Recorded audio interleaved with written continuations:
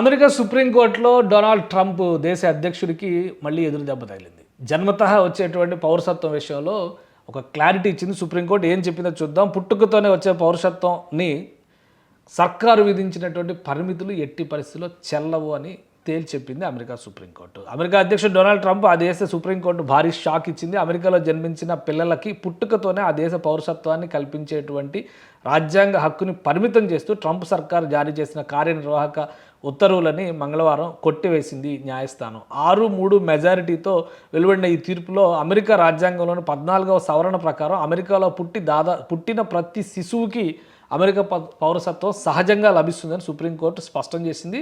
రాజ్యాంగం కల్పించే ఈ హక్కుని అధ్యక్షుడి కార్యనిర్వాహక ఉత్తర్వులతో అంటే ఎగ్జిక్యూటివ్ ఆర్డర్స్తో మార్చలేరని స్పష్టం చేసింది. తల్లిదండ్రులు విదేశీయులైన అమెరికాలో పుట్టిన బిడ్డలకు మాత్రం అమెరికా పౌరసత్వం లభించి తీరుతుందని కోర్టు స్పష్టం చేసింది. పిల్లలు పుట్టిన వారు ఆ రాష్ట్రానికి చెందినటువంటి వారు అవుతారని, ఏ రాష్ట్రంలో పుడితే ఆ రాష్ట్రానికి చెందిన వారు అవుతారని 14వ రాజ్యాంగ సవరణ చెప్తుంది. ఇది 1868 నుంచి అమల్లో ఉంది. ఇప్పుడు దీన్ని మార్చేటువంటి అధికారం, హక్కు అధ్యక్షుడికి లేదు అని చెప్పని సుప్రీంకోర్టు స్పష్టం చేసింది. చాలామంది ఇండియా నుంచి వెళ్ళి అక్కడ అమెరికాలో పెళ్ళిళ్ళు చేసుకుని లేదా అక్కడ పిల్లలను కన్నటువంటి వాళ్ళకి అమెరికన్ సిటిజన్షిప్ వస్తుందని చెప్పని ఆశపడేవాళ్ళు ఇప్పుడు దాన్ని తీసేస్తున్నట్టుగా, దానికి కొన్ని పరిమితులు విధిస్తున్నట్టుగా ట్రంప్ సర్కార్ నిర్ణయం తీసుకుంది. సో దీంతో ఒక పెద్ద ఉపశమనం లభించినట్టుగానే భావించవచ్చు.